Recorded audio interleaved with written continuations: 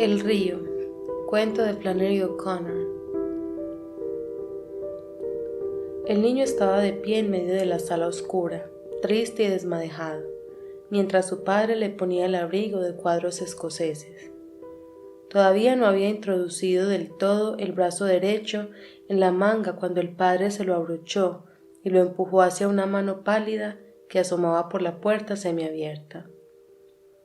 «No estás bien arreglado», dijo alguien en el rellano, en voz alta.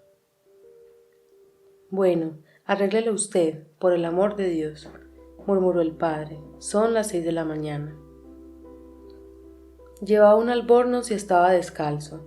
Cuando llegó con el chico a la puerta y trató de cerrarla, la vio aparecer en el hueco, un esqueleto moteado con un largo abrigo verde y un sombrero de fieltro. «Y el dinero para su billete y el mío», dijo la mujer. «Tendremos que coger el tranvía 2 veces». Entró de nuevo en el dormitorio para buscarlo, y cuando regresó, ella y el niño estaban de pie en medio de la habitación. Ella estaba observándolo todo. «No podría soportar el olor de esas colillas si tuviera que quedarme aquí para cuidarte». «Aquí tiene», dijo el padre. Fue hacia la puerta, la abrió de par en par y esperó. Después de contar el dinero, la mujer lo escondió dentro de su abrigo y se acercó a una acuarela que colgaba cerca del fonógrafo. «Sé qué hora es», dijo observando detenidamente las líneas negras que cruzaban planos quebrados de color chillón. «Debo saberlo. Mi turno comienza a las 10 de la noche y no termina hasta las 5 de la mañana, y tardo 1 hora en viajar en tranvía hasta Vine Street». «Oh, claro. Bueno. ¿Lo traerá de vuelta por la noche, alrededor de las 8 o las 9? Tal vez más tarde. Vamos a ir al río para una curación. Ese predicador no viene por aquí muy a menudo. No habría pagado por eso», dijo señalando con la cabeza el cuadro. «Lo hubiera dibujado yo misma». «Muy bien, señora Conning.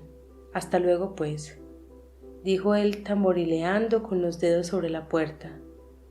Una voz inexpresiva dijo desde el dormitorio: «Tráeme la bolsa de hielo». «Qué lástima que su mamá esté enferma», dijo la señora Conning. «¿Qué tiene?» «No lo sabemos», murmuró el hombre. «Le pediremos al predicador que ore por ella. Ha curado a un montón de gente, el reverendo Bebel Summers. Ella tal vez debería verlo». «Tal vez. Hasta la noche», repuso él, y desapareció en el dormitorio. El niño la miró en silencio, con los ojos y la nariz húmedos. Tenía 4 o 5 años, la cara larga, el mentón prominente y los ojos, ahora entrecerrados, muy apartados entre sí. Parecía mudo y paciente, como una oveja vieja esperando que la dejen salir. «Te gustará ese predicador», comentó ella. «El reverendo Bebel Summers. Tendrías que oírlo cantar». La puerta del dormitorio se abrió de improviso y el padre asomó la cabeza. «Adiós, pequeño, que te diviertas». «Adiós», repuso el niño y se sobresaltó como si hubiera recibido un disparo.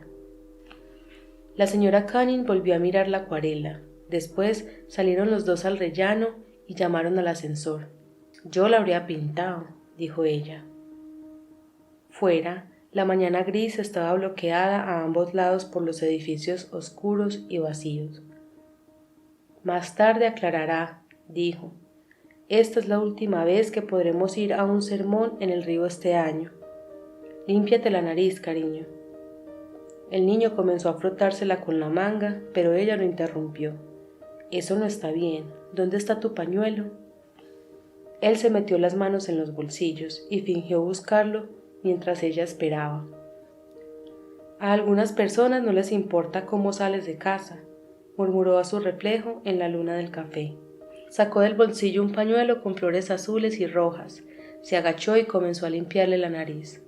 «Ahora suénate, te lo presto. Guárdatelo en el bolsillo». El niño lo dobló y se lo metió en el bolsillo con cuidado, y caminaron hasta la esquina, donde se reclinaron contra la pared de una farmacia cerrada a esperar el tranvía.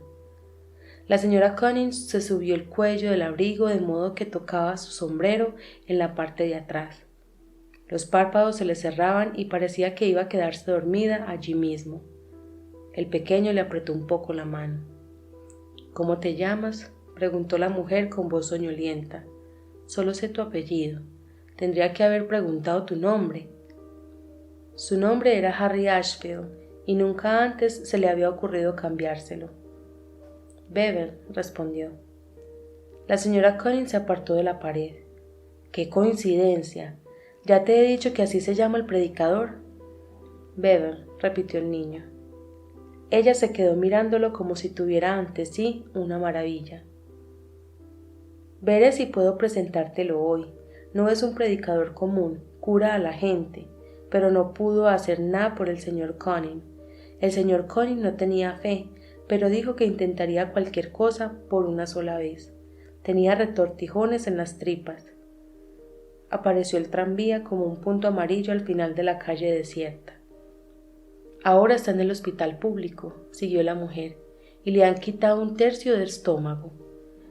Yo le digo que tendría que dar gracias a Dios por lo que le han dejado, pero él dice que no va a agradecer nada a nadie». «Vaya, vaya», murmuró Bevel. «¿Me curará a mí? ¿Qué te pasa?» «Tengo hambre». «¿No has desayunado?». Entonces aún no tenía hambre. «Bueno, cuando lleguemos a casa comeremos algo», afirmó ella. Subieron al tranvía y se sentaron varios asientos detrás del conductor. La señora Conning puso a Bevel sobre sus rodillas. «Ahora pórtate como un niño bueno y déjame dormir un poco. Quédate en mi regazo». Echó la cabeza hacia atrás y mientras él la observaba, poco a poco se le cerraban los ojos y la boca se le abrió para mostrar unos cuantos dientes largos y espaciados, algunos dorados y otros más oscuros que su rostro. Empezó a silbar y a soplar como un esqueleto musical. No había nadie en el vehículo aparte de ellos y el conductor. Cuando el niño vio que estaba dormida, sacó el pañuelo floreado, lo desdobló y lo examinó con atención. Luego lo dobló de nuevo y abrió una cremallera del interior de su abrigo. Lo escondió allí y pronto también él se quedó dormido. La casa quedaba a 1 kilómetro de la última parada del tranvía, un poco alejada de la carretera. Era de cartón alquitranado, tenía un porche delante y la cubierta de estaño. En el porche había 3 niños pequeños de diferentes estaturas con idénticos rostros pecosos y una chica alta que tenía el cabello levantado con bigudíes de aluminio que brillaban como el tejado.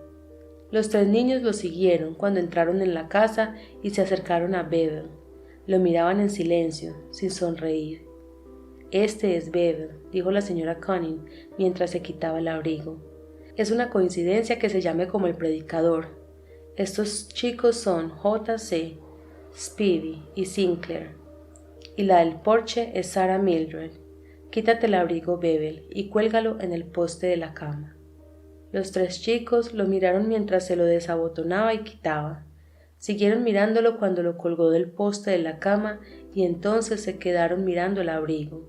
De pronto dieron media vuelta, salieron por la puerta y conferenciaron en el porche. Bevel echó una ojeada a la habitación. Era media cocina y medio dormitorio. Toda la casa consistía en 2 cuartos y 2 porches. Cerca de su pie, la cola de un perro de pelo claro se movía arriba y abajo entre 2 tablas del suelo mientras se rascaba el lomo debajo de la vivienda. Bevel saltó sobre él, pero el perro, experimentado, se retiró antes de que sus pies tocaran el suelo. Las paredes estaban llenas de fotografías y calendarios. Había 2 retratos circulares de un hombre y una mujer viejos, con la boca hundida, y otra foto de un hombre cuyas cejas sobresalían como matas de pelo que chocaban entre sí sobre el caballete de la nariz. El resto de su cara era un peñasco desnudo del cual uno pudiera caerse. «Ese es el señor Conning», explicó la señora Conning, que se apartó un momento de la cocina para admirar con él ese rostro. «Pero ya no se le parece». Bevel apartó la vista de la foto del señor Conning para mirar un cuadro de colores sobre la cama que mostraba a un hombre vestido con una larga sábana. Tenía el pelo largo y un círculo dorado alrededor de la cabeza y estaba cerrando una tabla mientras algunos niños lo miraban. Iba a preguntar quién era cuando entraron los 3 chicos y le indicaron con gestos que los siguiera. Pensó en arrastrarse bajo la cama y aferrarse a una de las patas, pero los 3 niños se quedaron allí, pecosos y en silencio, esperando, y al cabo de un segundo los siguió a corta distancia hasta el porche y dobló tras ellos la esquina de la casa. Caminaban por un campo de hierbajos amarillos y retorcidos hacia la porqueriza, un cuadrado con tablones de 2 metros, lleno de cochinillos, donde lo pensaban arrojar. Cuando llegaron allí, dieron media vuelta y esperaron en silencio, apoyados contra la valla. Bebel se acercaba muy despacio, entrechocando deliberadamente los pies como si le costara caminar. Una vez le habían dado una paliza en el parque unos chicos a los que no conocía cuando su niñera estaba despistada, pero no supo lo que iba a suceder hasta que todo hubo terminado. Empezó a oler el fuerte aroma de la basura y a oír los ruidos de un animal salvaje. Se detuvo a unos pasos de la porqueriza, pálido pero obstinado. Los 3 chicos no se movieron, parecía haberles ocurrido algo. Miraban por encima de la cabeza de Bebel, como si vieran venir algo detrás de él, pero no se atrevió a volverse para mirar. Sus pecas habían palidecido y tenían los ojos fijos y grises como el cristal. Tan solo sus orejas se crisparon levemente. No pasó nada. Al final, el que estaba en el medio dijo: «Nos matará». Se volvió, desanimado y abatido, se sentó en los tablones de la porqueriza y miró al interior. Bebel se sentó en el suelo, aturdido y aliviado, y le sonrió. El que estaba sentado sobre la valla lo miró muy serio. Tú», dijo al cabo de un instante, «si no puedes subir para ver los cerdos, levanta el tablón de abajo y mira». Lo dijo como si fuera un acto de generosidad. Bebel nunca había visto un cerdo de verdad, solo uno en un libro, pero sabía que eran animales de color rosa, pequeños y gordos, con la cola enroscada, la cara redonda y sonriente, y una pajarita en el cuello. Se inclinó y tiró el tablón con entusiasmo. «Tira más fuerte», dijo el niño más pequeño. «Es fácil, está podrido. Saca ese clavo». Arrancó el clavo herrumbroso de la madera blanda. «Ahora levanta la tabla y pon la cabeza en…», comenzó a decir una voz calma. Pero ya lo había hecho, y otra cara, gris, húmeda y huraña, empujó la suya y lo derribó al salir por debajo del tablón. Algo bufó encima de él, y volvió a embestirle haciéndolo rodar y empujándolo por detrás, hasta que echó a correr chillando por el campo amarillo, mientras aquello seguía resoplando. Los 3 Conin observaron la escena sin moverse. El que estaba sentado sobre el redil colocó en su sitio, con el pie, el tablón desprendido. Sus caras hoscas no se iluminaron, pero daban la impresión de sentirse menos ansiosos, como si una gran necesidad hubiera sido parcialmente satisfecha. «A mamá no le va a gustar que haya dejado salir el cerdo», dijo el menor. La señora Conin, que estaba en el porche trasero, agarró a Bebel cuando llegó a la escalera. El cerdo corrió bajo la casa y se detuvo jadeando. El chico lloró durante 5 minutos. Cuando la mujer logró por fin calmarle, le dio el desayuno y lo sentó en su regazo para que comiera. El puerco subió los 2 escalones del porche y se quedó fuera junto a la puerta mosquitera, mirando huraño hacia el interior con la cabeza gacha. Tenía las patas largas, el lomo encorvado y parte de una oreja arrancada. «¡Fuera!», gritó la señora Conin. «Ese cerdo se parece al señor Paradise, el de la gasolinera», dijo. «Ya lo verás hoy en la curación. Tiene un cáncer en la oreja. Siempre viene por aquí para que veamos que no está curado». El puerco se quedó mirando unos segundos más y luego se retiró lentamente. «No quiero ver a ese señor», decía Bebel. Caminaron hasta el río, la señora Conin y Bebel al frente, seguidos por los 3 chicos en fila, y Sarah Mildred, la larguirucha, al final para avisar si uno de ellos se salía de la carretera. Parecían el esqueleto de un viejo barco con 2 extremos puntiagudos que navegara con lentitud por el arcén. El blanco sol dominical los seguía a corta distancia, trepando deprisa a través de una espuma de nubes grises como si quisiera rebasarlas. Bebel caminaba por el lado de fuera, de la mano de la señora Conin, con la vista fija en el badén naranja y púrpura que descendía desde el pavimento. Pensó que esta vez había tenido suerte al encontrar a la señora Conning, que te sacaba a pasear, no como las niñeras corrientes, que se sentaban allí donde vivías o te llevaban al parque. Hay todo un mundo por descubrir cuando uno abandona la casa donde vive. Por la mañana, por ejemplo, había descubierto que lo había creado un carpintero llamado Jesucristo. Hasta entonces creía que había sido un médico llamado Slaywood, un hombre gordo con un bigote amarillo que le ponía inyecciones y que pensaba que su nombre era Herbert, pero ese debió de ser una chanza. Gastaban muchas bromas donde él vivía. Siempre había supuesto que Jesucristo era una palabra como diablos o Dios, o tal vez alguien que en alguna ocasión los había estafado. Cuando preguntó a la señora Conning quién era el hombre cubierto por la sábana del cuadro que colgaba sobre la cama, ella lo había mirado durante un rato con la boca abierta. Después le había dicho, ese es Jesús, y siguió mirándolo. Al cabo de unos minutos, ella se había levantado y le llevó un libro del otro cuarto. Mira, le dijo mientras lo abría. Era de mi tatarabuela. No me separaría de él por nada del mundo. Luego deslizó el dedo por una línea escrita en marrón sobre la página manchada. Emma Stevens Oakley, 1832. No es algo que hay que tener, y cada palabra es una verdad como el Evangelio. Pasó una página y leyó el título, La vida de Jesucristo para lectores menores de 12 años. Luego le leyó el libro. Era un librito con la cubierta marrón claro y bordes dorados y olía a masilla vieja. Estaba lleno de dibujos. Había uno del carpintero sacando un montón de cerdos de un hombre, cerdos de verdad, grises y de aspecto hosco, y la señora Conning le explicó que Jesús los había sacado a todos de ese hombre. Cuando terminó la lectura, lo dejó sentarse en el suelo y mirar de nuevo las ilustraciones. Justo antes de partir para la curación, se les había arreglado para esconder el libro dentro del forro de su abrigo sin que ella se diera cuenta. Por eso ahora el abrigo le caía un poco de un lado. Mientras caminaban, su cabeza se iba poblando de sueños, y cuando dejaron la carretera para enfilar un largo camino de arcilla roja y que serpenteaba entre hileras de madreselvas, comenzó a dar saltos y a tirar de la mano de la señora Conning, como si quisiera echar a correr para atrapar al sol, que rodaba delante de ellos en ese momento. Anduvieron un rato por el camino de tierra y luego cruzaron un campo salpicado de hierbajos purpúreos y entraron en las sombras de un bosque cuyo suelo estaba cubierto de gruesas agujas de pino.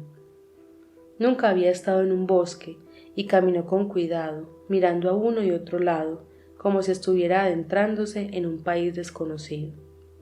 Siguieron por un sendero de herradura que serpenteaba ladera abajo entre hojas rojas que crujían, y en una ocasión, al agarrarse a una rama para no resbalarse, vio dos ojos de un dorado verdoso, fríos, en la oscuridad del agujero de un árbol.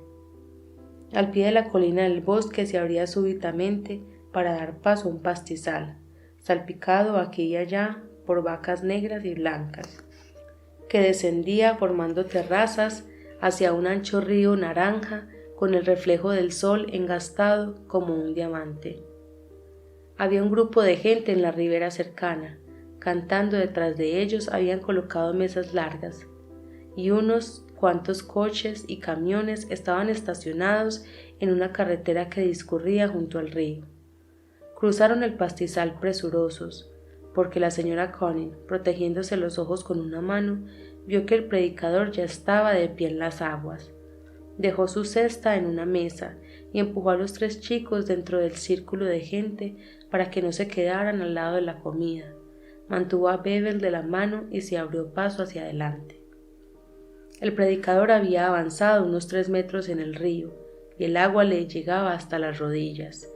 Era un joven alto, con pantalones remangados por encima del agua, una camisa azul y un pañuelo rojo en el cuello.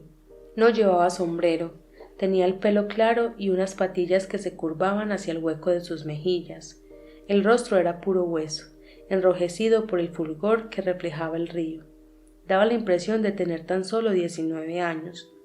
Cantaba con una voz nasal y fuerte, que se oía por encima del canto de los reunidos en la ribera.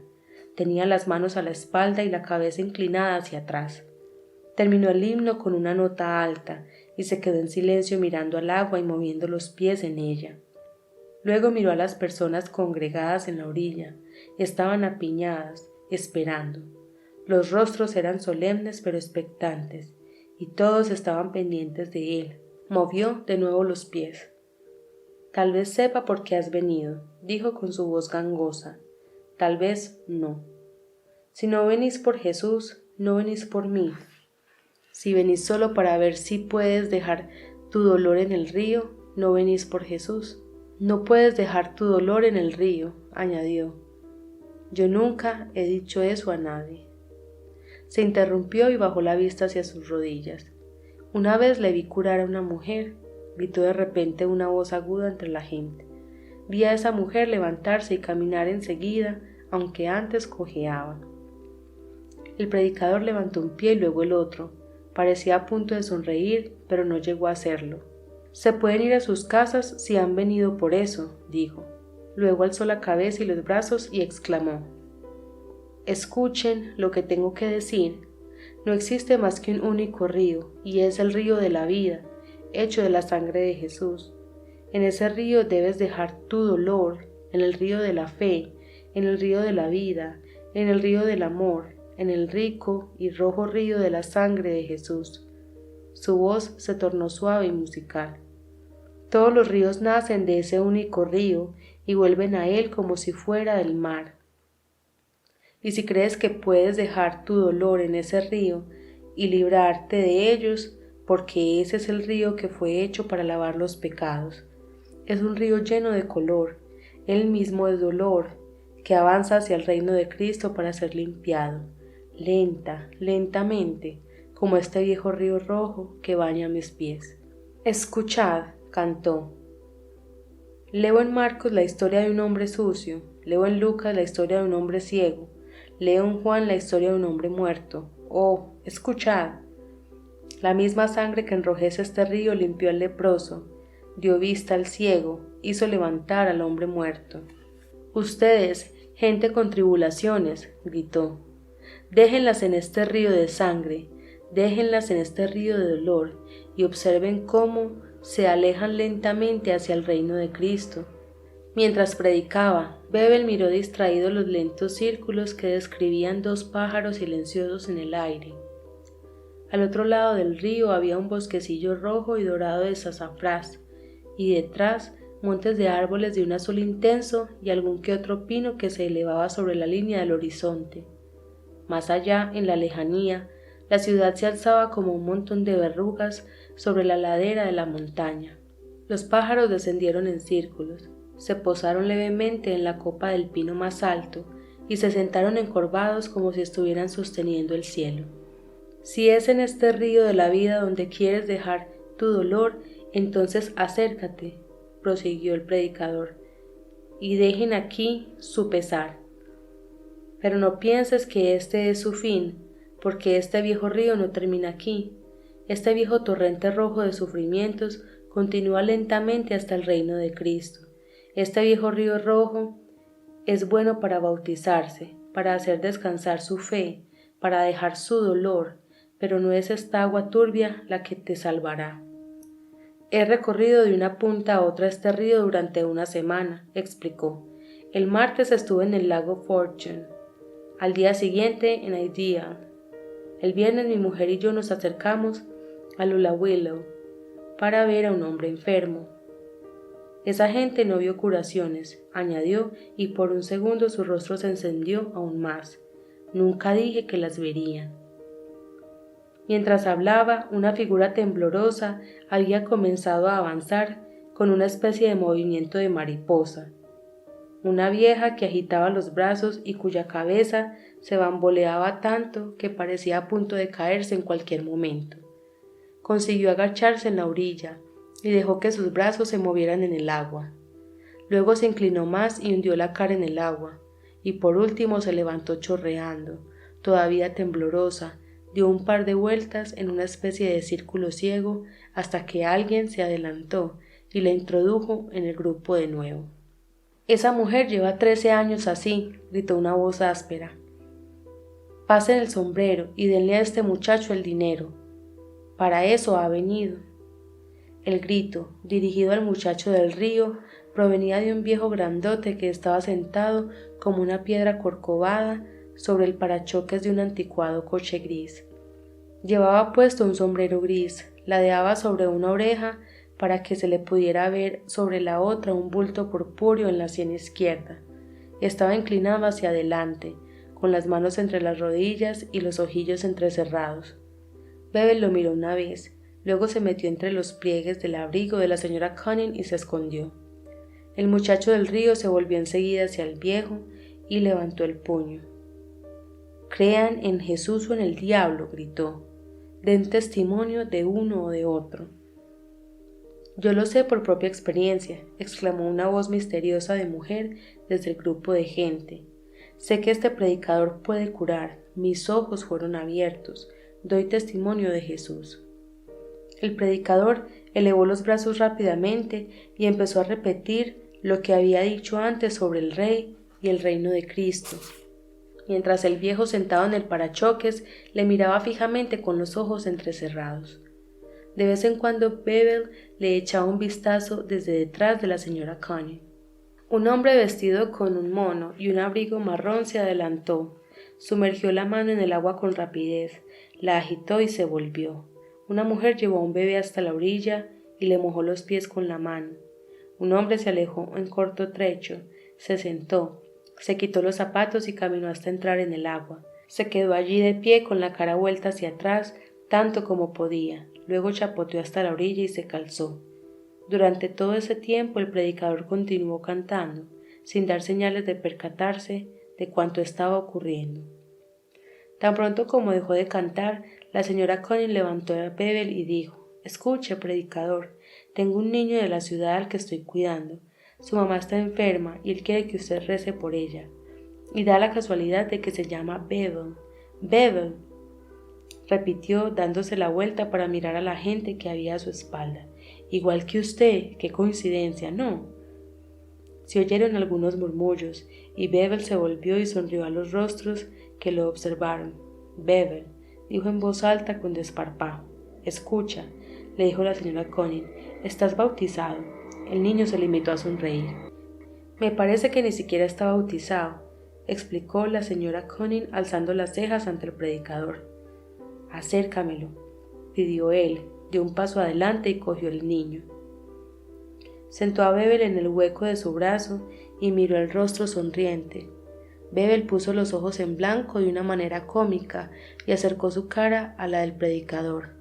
«Me llamo Bebel», dijo con voz alta y profunda, y dejó que la punta de su lengua se deslizara por su boca. El predicador no sonrió. Su rostro huesudo estaba rígido y el cielo casi incoloro se reflejaba en sus ojillos grises. El hombre sentado en el parachoques soltó una sonora carcajada y Bebel se agarró al cuello de la camisa del predicador y lo asió con firmeza. La sonrisa había desaparecido de su cara. Tuvo la súbita impresión de que esto no era una broma. En su casa todo era una broma. Por la cara del predicador supo de inmediato que nada de lo que éste pudiera decir o hacer era broma. «Mi madre me puso ese nombre», dijo rápidamente. «¿Estás bautizado?», preguntó el predicador. «¿Qué es eso?», murmuró. «Si te bautizo», dijo el predicador, «podrás ir al reino de Cristo, te bañarás en el río del sufrimiento, hijo, e irás por el profundo río de la vida. ¿Quieres?». «Sí», respondió el chico y pensó, «así no tendré que volver al apartamento, me hundiré en el río». «Ya no serás el mismo», afirmó el predicador, «se te tendrá en cuenta». A continuación se volvió hacia la gente y comenzó a predicar, y Bebel miró por encima de su hombro los trozos de sol blanco esparcidos en el río. De pronto el predicador dijo: «Muy bien, te voy a bautizar ahora». Y sin otra advertencia le agarró más fuerte, le dio la vuelta y hundió su cabeza en el agua. Lo dejó sumergido mientras decía las palabras del bautismo y luego lo sacó y miró con severidad al niño, que estaba sin aliento. Bebel tenía los ojos oscuros y muy abiertos. «Ahora se te tiene en cuenta», aseguró el predicador. «Antes ni siquiera eso». El pequeño estaba demasiado atónito para llorar. Escupió el agua turbia y se frotó los ojos y la cara con la manga húmeda.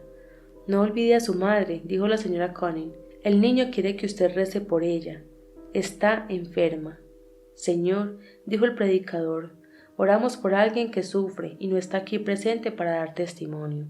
¿Está tu madre enferma en el hospital?, preguntó. ¿Es presa del dolor? El pequeño lo miró. Todavía no se ha levantado, respondió con voz aguda y aturdida. Tiene resaca. El aire estaba tan quieto que Bebel oyó cómo los trozos rotos del sol golpeaban el agua. El predicador quedó sorprendido y enojado. Su cara había perdido todo color y el cielo parecía oscurecerse en sus ojos. Se oyó una gran risotada en la orilla y el señor Paradise gritó: ¡Ay, curada esa mujer que sufre una resaca! Y empezó a golpearse la rodilla con el puño. Ha sido un día largo, dijo la señora Conning, que estaba con él en la puerta del apartamento y miraba con expresión severa hacia la habitación donde tenía lugar la fiesta. Supongo que hace rato que el niño debería estar en la cama. Bebel tenía un ojo cerrado y el otro entrecerrado. Le moqueaba la nariz, tenía la boca abierta y respiraba por ella. El abrigo de cuadros escoceses estaba mojado y pingaba por un lado. Debe de ser esa, dedujo la señora Conning, la de los pantalones negros, largos pantalones de satén, sandalias abiertas y las uñas de los pies pintadas de rojo. Estaba tumbada ocupando la mitad del sofá, con las rodillas cruzadas en el aire y la cabeza apoyada en el brazo. No se levantó. «Hola, Harry», dijo. «¿Te lo has pasado bien?» Tenía la cara larga, tersa e inexpresiva, y llevaba el pelo, lacio y de color de batata, peinado hacia atrás. El padre fue a buscar el dinero. Había otras dos parejas. Uno de los hombres, rubio y con unos ojillos de un azul violáceo, se estiró en su sillón y dijo: «Bueno, Harry pequeño, ¿te has divertido?» «No se llama Harry, se llama Bebel», afirmó la señora Conning. «Su nombre es Harry», dijo ella desde el sofá. «¿Quién ha oído alguna vez que alguien se llamara Bebel?» El niño, que parecía haberse quedado dormido de pie, con la cabeza caída, la levantó de pronto y abrió un ojo, el otro seguía cerrado. «Esta mañana me dijo que se llamaba Bebel», explicó la señora Conning con tono de estupefacción. «Igual que nuestro predicador. Hemos pasado el día en la predicación y curación en el río. Dijo que se llamaba Bebel, igual que el predicador. Eso me dijo». «Bebel», exclamó la madre. «Dios mío, qué nombre». «El predicador se llama Bebel y no hay otro como él», dijo la señora Conning. «Además», agregó con tono desafiante, «ha bautizado al niño esta mañana». La madre se incorporó. «¡Qué cara!», murmuró.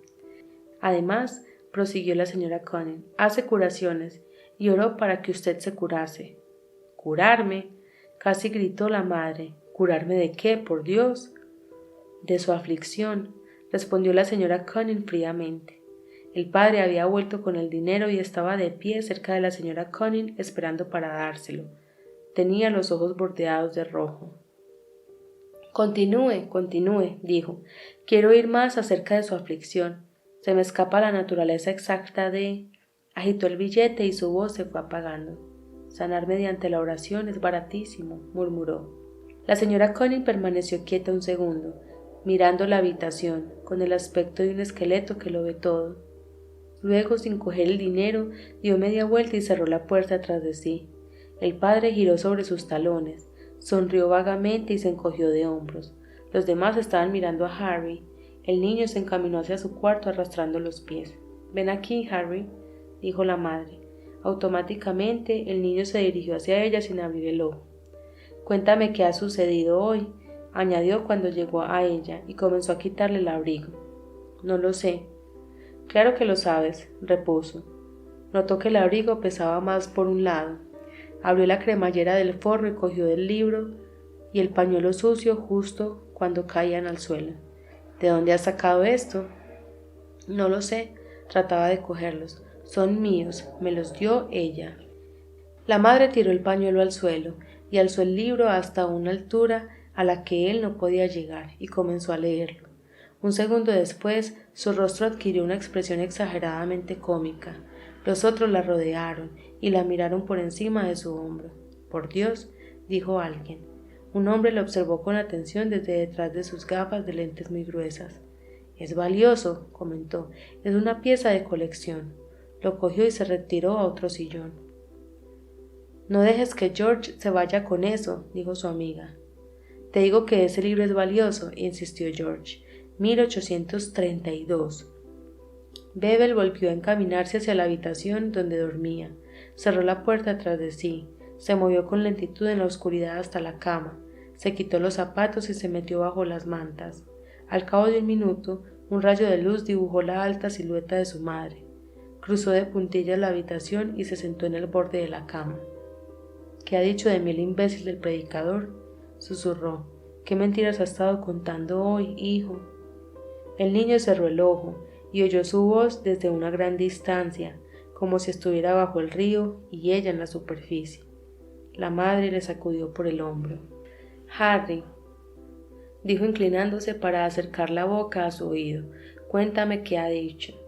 Le levantó hasta dejarlo sentado y él se sintió como si lo hubieran sacado desde el fondo del río.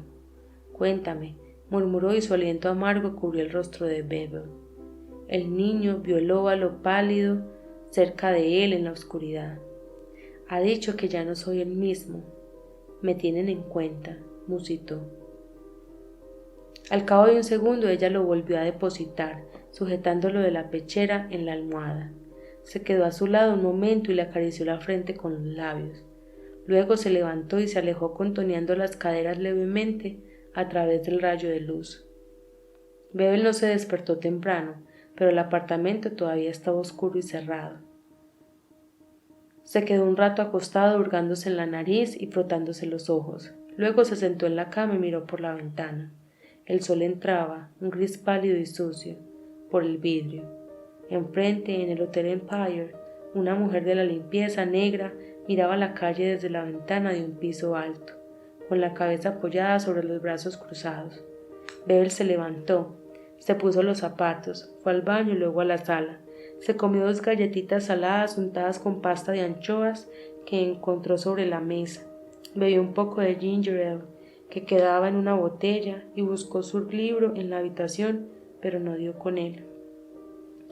El apartamento estaba en silencio, solo se oía el leve zumbido del refrigerador. Fue a la cocina y encontró un par de rebanadas de pan de pasas. Los untó con medio tarro de mantequilla de cacahuate.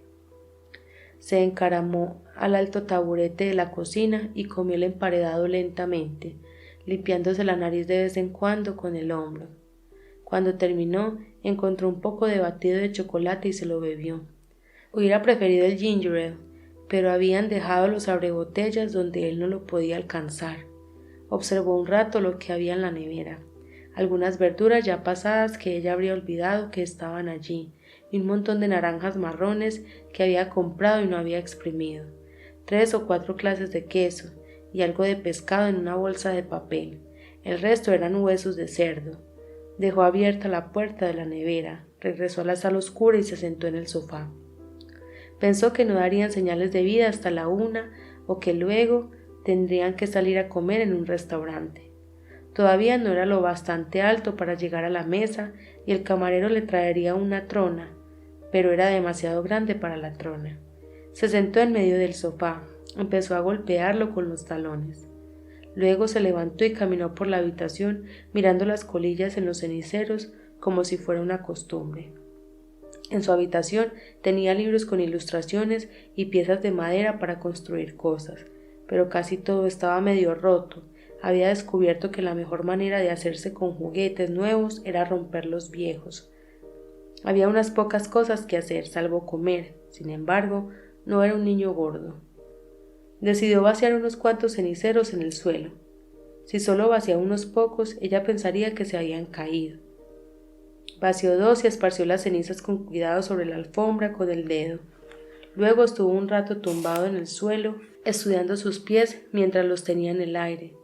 Los zapatos todavía estaban húmedos y comenzó a pensar en el río. Muy lentamente cambió su expresión como si poco a poco viera aparecer algo que no sabía que estuviera buscando.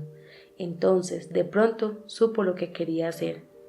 Se levantó, Fue de puntillas hacia la habitación de sus padres y se quedó allí, en la luz mortecina, buscando el bolso de su madre. Pasó la mirada por el largo brazo pálido de ésta, que colgaba al borde de la cama, por encima del montículo blanco que formaba su padre y de la cómoda atestada de cosas, hasta que le posó en el bolso que colgaba del respaldo de la silla. Sacó unas fichas para el tranvía y medio paquete de caramelo Life Savers. Luego salió del apartamento y tomó el tranvía en la esquina. No había cogido una maleta porque no había nada que deseara llevarse de su casa. Se apeó al final de la línea y echó a andar por la carretera que él y la señora Cunning habían cogido el día anterior. Sabía que no habría nadie en la casa porque los 3 chicos y la chica iban a la escuela y la señora Cunning le había dicho que ella salía a hacer limpieza. Pasó junto a la casa y siguió el camino que los había llevado al río. Las casas de cartón estaban muy separadas entre sí y al cabo de un rato terminó el camino de tierra y hubo de andar por el arcén de la carretera. El sol era de un amarillo pálido, estaba alto y calentaba. Pasó junto a una choza con un surtidor de gasolina delante, pero no vio al viejo plantado en la puerta con la vista perdida. El señor Paradise estaba bebiendo una naranjada. La terminó lentamente, mientras con los ojos entrecerrados miraba por encima de la botella la pequeña figura con abrigo de cuadros escoceses que desaparecía por el camino. Luego dejó la botella vacía sobre un banco y todavía con los ojos entrecerrados se pasó la manga por la boca. Entró en la choza y cogió un pirulí de menta, de 30 centímetros de largo y 5 de ancho, del anaquel de los caramelos y se lo guardó en el bolsillo.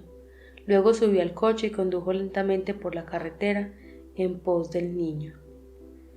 Cuando Bebel llegó al campo salpicado de hierbajos purpúreos, estaba lleno de polvo y sudoroso, y lo cruzó al trote para llegar a la arboleda lo más rápido posible.